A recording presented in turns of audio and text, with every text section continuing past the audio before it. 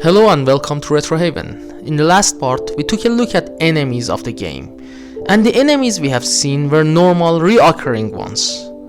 But a good game is always great when we have great bosses, and Resident Evil is no exception. It is time for us to take a look at the bosses of this game. Some of them are not the bosses that lead to a boss fight, and they might have mechanical parts of the game, but we will consider them as a boss nonetheless.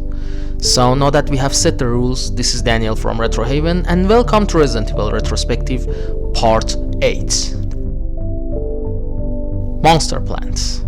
This creature technically has never had a boss fight. This is a plant you have to pass in order to pick up some important items. And the vicious plant tries to block you every time you try to get close. This creature is the result of injecting T-virus on different species and plants. And that's why it's there in the greenhouse. There is a tank in the basement that this plant feeds from, and the best way to destroy it is to add chemicals to that water source. So after that you can take the creature down easily. But there is another method to do that. There is a glitch in the game that if you move in a specific way you can bypass the creature and avoid the hassle of all things you have to go through to get the chemicals. Yawn. The first real boss of the game is somehow known as one of the signatures of the game. This huge snake can poison you beyond what you can get from other poisonous animals.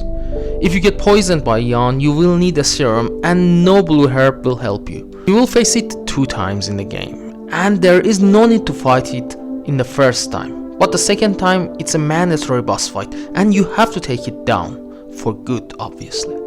The origin of this creature is once again based on T-virus, but Umbrella lost control over it, and then it had started to roam around in the mansion infrastructure without getting noticed easily. In the end, Yawn took Richard from the Bravo team, and even posed a huge challenge for our heroes, but ended up getting destroyed by them. Neptune. This is a huge shark that was injected with T-virus to get even bigger. Umbrella kept Neptune in the underground labs, but some unknown issue caused the area to get flooded, and this shark and its minion started to roam the area and terrify everybody who was brave enough to try to trespass.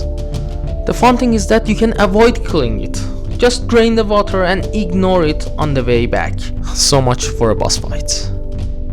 Plant 42. This is another plant that Umbrella injects with T-virus, but the growth of this one was beyond the expectation, and as a result it started to haunt the scientist team that worked in the Umbrella mansion. The encounters you have with this creature is somewhat depend on what you have done so far in the game, so you might get different experiences in different playthroughs, and that's one of the most memorable things about Plants 42. But our heroes had to take it down just like any other boss they have faced in this game.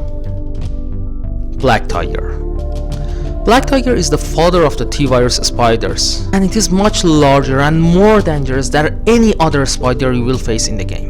Remember that everything that normal spiders could do in this game is applied to Black Tiger, but in an incremental manner. So you can consider a normal spider in steroid and you will see Black Tiger. Things we have just said are applicable on offsprings.